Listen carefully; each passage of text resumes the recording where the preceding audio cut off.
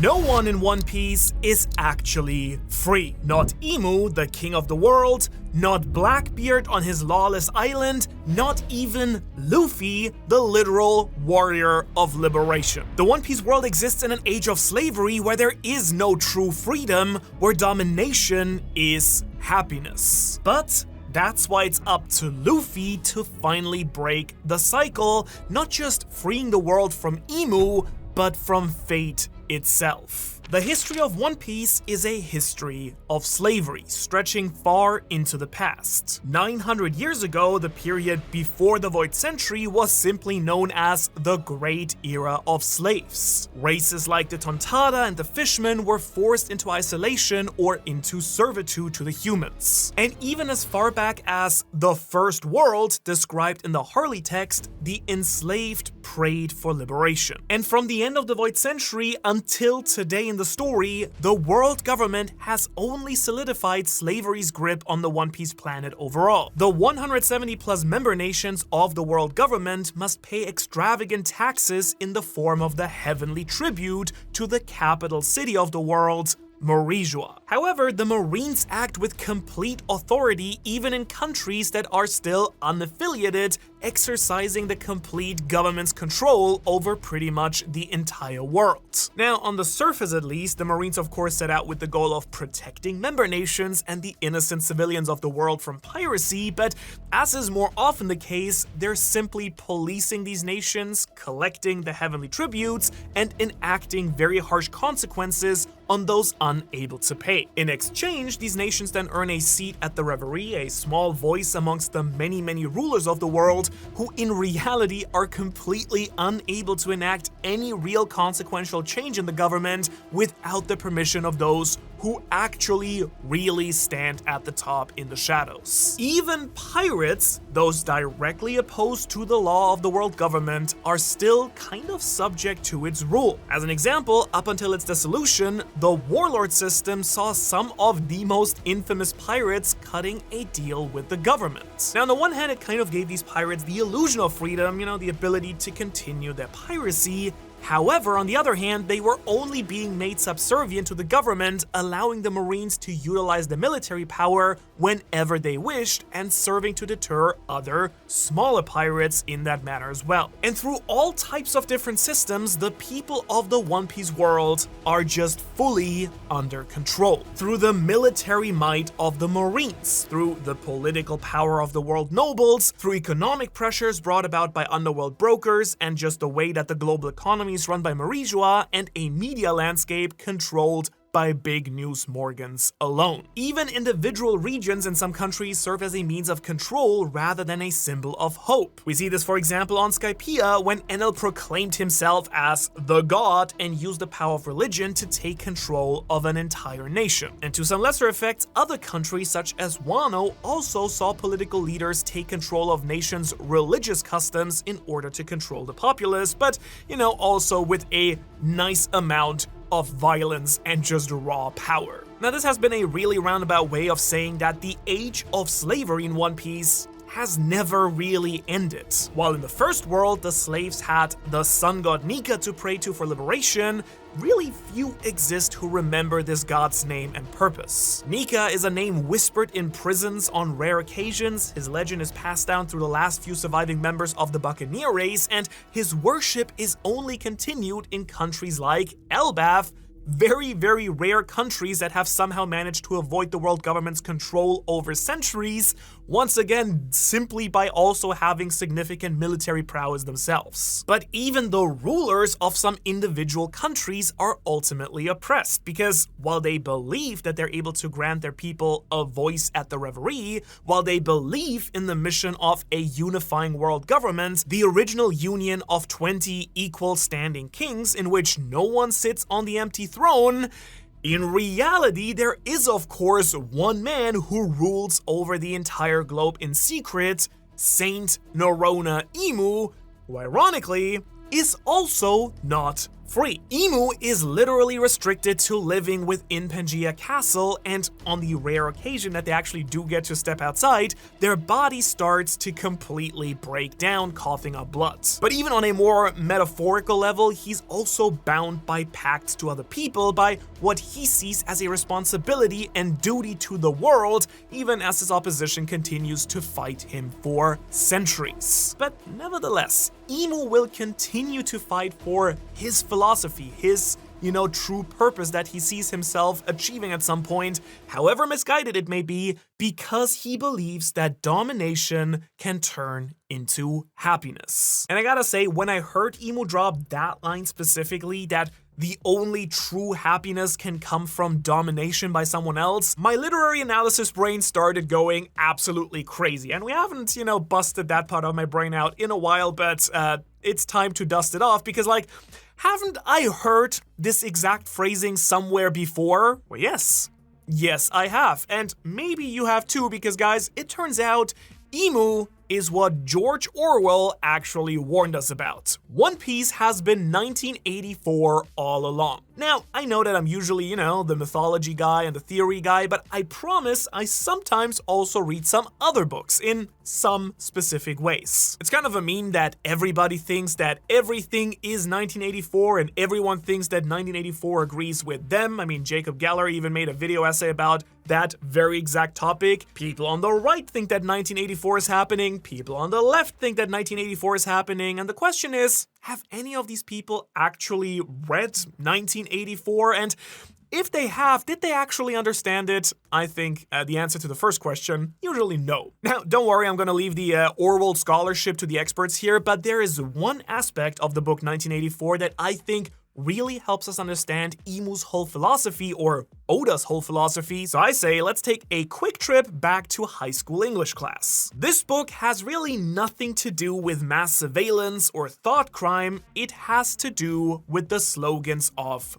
the party. Ignorance is strength. Don't learn the true history, don't seek it out, don't even think about trying to learn about the truth. We're all better off not worrying about all of those bad or problematic things that happened in the past. The important thing is that you think the government is very, very good and doing a great job. War is peace. The world government is constantly waging conflict against its enemies. Revolutionaries, pirates, scholars, tax evaders.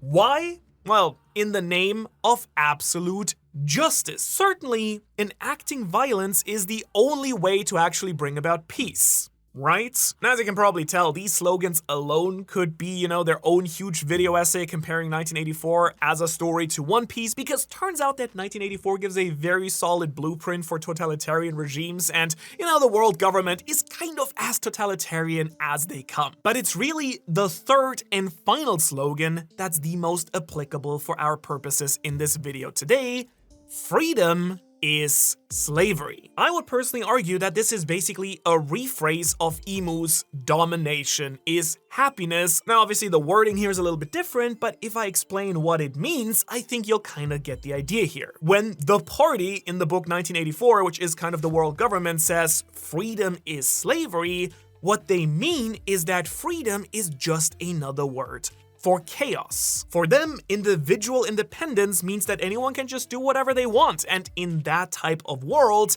everything falls apart and leads to complete destruction. Slavery, on the other hand, bowing down to the government, leads to safety, stability. By surrendering your individual freedoms, you now gain the even greater freedom that comes when you're free from responsibility. In other words, true happiness can only come from domination. I think Oda has made it very clear that in a very twisted way, Imu is actually also fighting for freedom, just that his view of freedom is just the polar opposite of Luffy's, because it's not freedom to do things, instead it's freedom from things like decision-making, freedom from responsibility, from fears, from others different from yourself. And I mean, just look at the world that Imu has built over the last 800 years. It's been structured in such a way that groups of people are separated from each other on distant islands, with the Marines controlling all the waterways, and travel through the Calm Belt and the Grand Line being near impossible for the average Joe.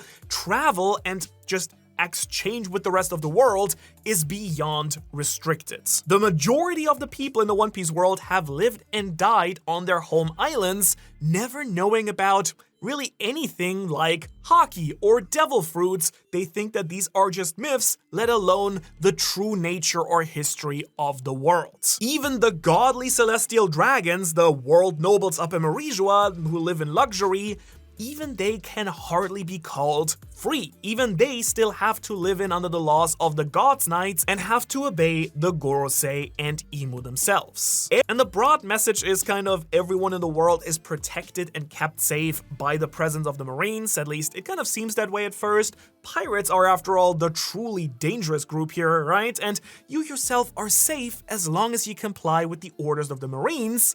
Unless, of course, you come across, say, a corrupt Marine like Exant Morgan right at the beginning of the story. Or if you're an unlucky individual who just happens to live on an island like Ohara where, there just happen to be some scholars researching history nearby, or if your country experiences a tragedy like the Emberlet disease and the government and neighboring countries kill all those who attempt to escape it, despite the disease clearly not being contagious. Or if your country has a corrupt monarch like Walpole who is a member of the world government and sits at the Reverie itself, or if your country is exploited by a warlord of the sea who have gained immunity despite being criminal pirates under the world government by working with them and kind of making them completely immune from any consequences, even completely ruining an entire country. I hope you kind of get what I'm getting at here, right? However, that doesn't of course mean that there aren't some pirates out there actually fighting for real freedom. I mean, you might be asking, Manu, what about Luffy?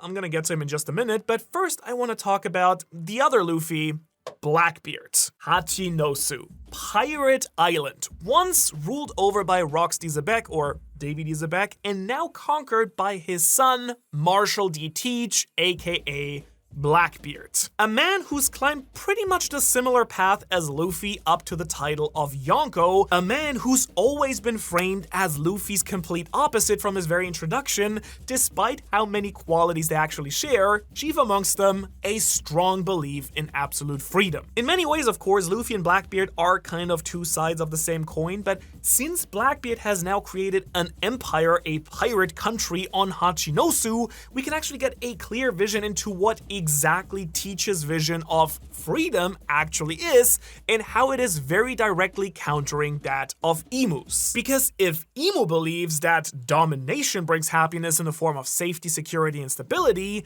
then Teach believes in the complete opposite. Absolute freedom at all cost. Pirate Island, at its core, is a lawless pirate paradise. It was born from a literal prison colony, the prisoners finding gold and becoming rich, and that kind of seems like a running theme for Blackbeard, given that many of his crew members were gathered from another prison break. He's setting people free no matter what they've done in the past. He doesn't care as long as they serve his own path to his personal freedom. Now, Hachinosu is a refuge for the world's worst criminals to revel in their every whim and desire, with conflict simply being resolved through violence and the law of the strongest. So, is freedom, true freedom, then really just anarchy, chaos, and more importantly, is Hachinosu even free in its own right? I'd say no, because Teach still rules that island with absolute authority. He openly distrusts some of his own crew members, but others like Van Augur and Katarina Devon are unwaveringly loyal, fully believing in Teach's dream of claiming the world. Moreover, he keeps many prisoners of his own on the island too. Marines like Kobe and Garp are being locked up, but even fellow pirates like Gecko Moria were imprisoned for the high crime of not joining his crew. And Teach's goal at the very moment even seems to be joining the world government as a member nation, so it's kind of hard to tell exactly what Blackbeard is scheming, of course, in the long term, since this dude is always scheming. But to say the least, joining the world government doesn't really feel like embracing absolute freedom to me. My personal current assumption would be that he's trying to actually claim Imu's spot at the top of the world, but if he accomplishes that, then does Blackbeard intend to set the world free, or does he actually intend to sit on the throne himself, becoming king of the world like his ancestor Davy D. Jones? So between the political prisoners and the conquering of the entire world, it really feels like this symbol of chaotic freedom doesn't actually believe in freedom whatsoever. And if freedom is like the central theme of One Piece, as many people will tell you it is, then who in the story truly embodies it?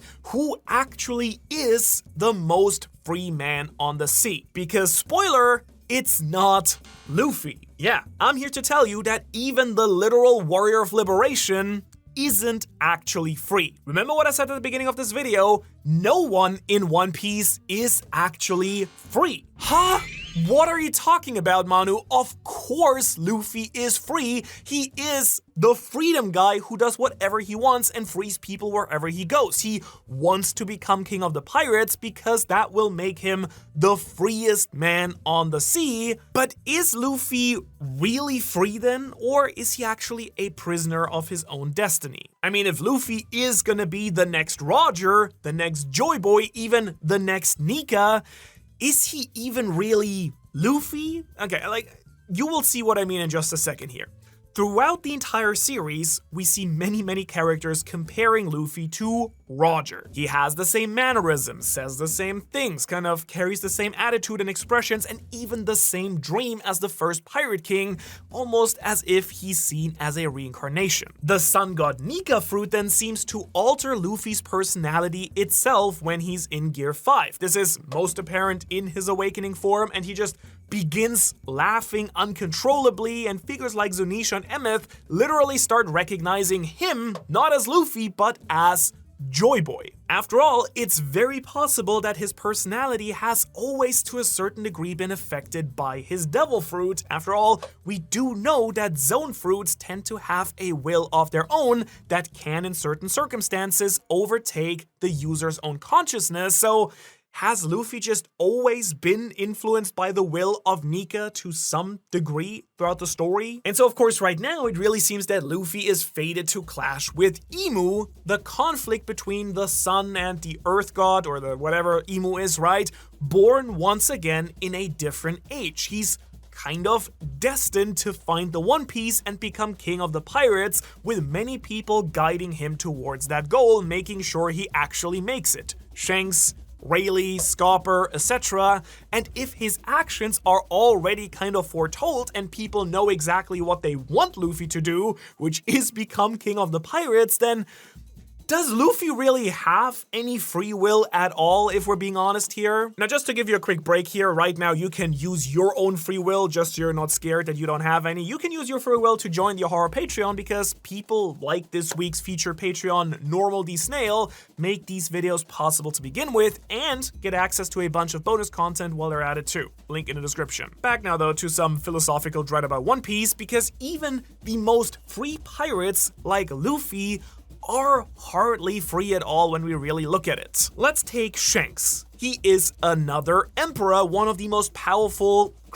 characters in the entire story, but as Scopper said, he was also a child of destiny. So despite all of the, party breaks in between, he still had heavy responsibilities like going undercover as a holy knight, finding the Nika fruit, and now, evidently, claiming the One Piece and, being ready for whatever Luffy's gonna do. Even Goldie Roger, who became Pirate King, the freest man on the ocean, wasn't truly free. He was restricted by time, showing up to Laugh Tale too early. He was restricted by his incurable disease, and the forces of the government, like Garp, were after him constantly. Whenever these pirates do gain as much freedom as possible, it only ends up turning into more responsibilities. The Yonko territories of rulers like Big Mom or Kaido just become kind of little governments themselves, right? Operating basically just like the world government by enacting force for rule and heavy taxation of resources over their people in exchange for some basic protection. And while Luffy, yes, has toppled many corrupt leaders on practically every single island that he's visited,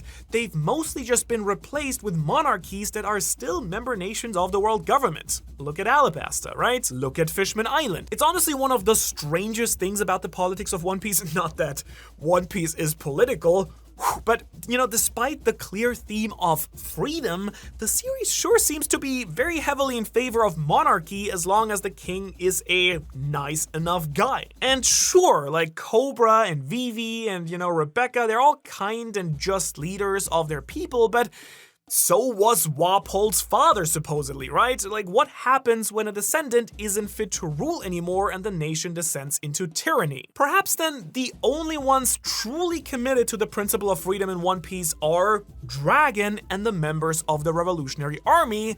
But what worries me here is what actually is gonna come after the revolution. Because while toppling the world government and the world noble system is the immediate goal here, at this point, we really know absolutely nothing about what Dragon actually intends to do if his faction actually would come out victorious, if the, Revolutionary Army actually achieved their goals. Is he gonna establish a new, more just world government? Will he just leave all the individual countries of the world to their own devices? And I would say, as of right now, it's pretty uncertain, even as they're waging war on Maurizua. And all of this, the fact that no one in One Piece is actually free, is why I think that the series probably has to end in a very particular way, with Luffy breaking this endless cycle. If the overarching theme of One Piece is actually freedom, as we all keep telling anyone who wants to hear about One Piece,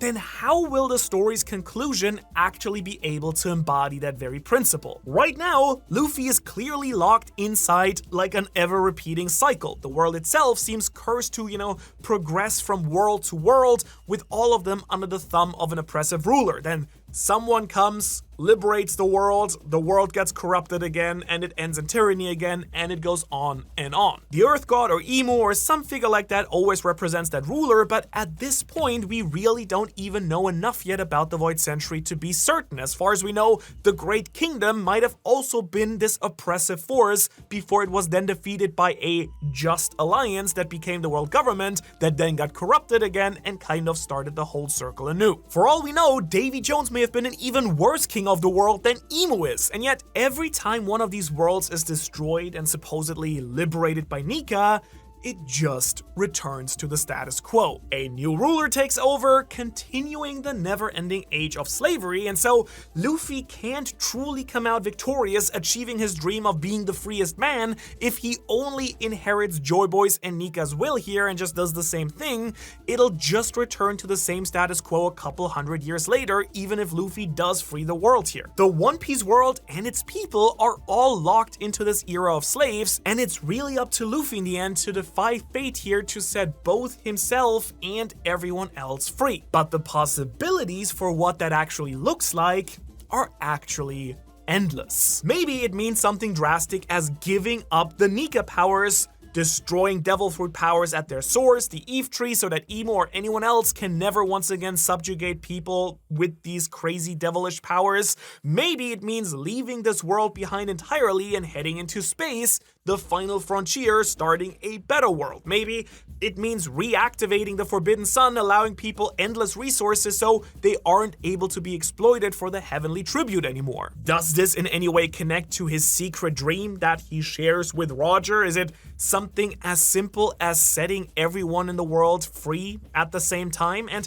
moreover, does claiming the One Piece actually connect to freeing the world as well? I mean, it could coincide with the classic theory of destroying the Red Line and the world government and uniting all the blues into one piece, in which the people of the world are finally able to travel from place to place freely and can do whatever they want. And big things just like that are on their way in the One Piece world right now, because in the final saga, things are getting absolutely absolutely insane right now. And I don't just mean the reveal of Emu's design. The Revolutionary Army and their push for freedom is on the move right now. A second prison break is happening in Impel Down, pushing for freedom, and Blackbeard's plotting world domination. And really, that's just the beginning. So if you want to know everything that's happening outside of Elbaf right now and that we kind of need to keep an eye on, that's kind of going in that direction, you can check that video out right here. Otherwise, let me know what you thought about this video. Like, it's been a while since we've done something a little bit more video essay and like a little bit more philosophical. I don't know, like, we'll see how many views this video gets, but if you like it, let me know. It's been really fun doing this again. And also, thanks so much to our fantastic Patreons, and I will hopefully see you in the next video on Sunday.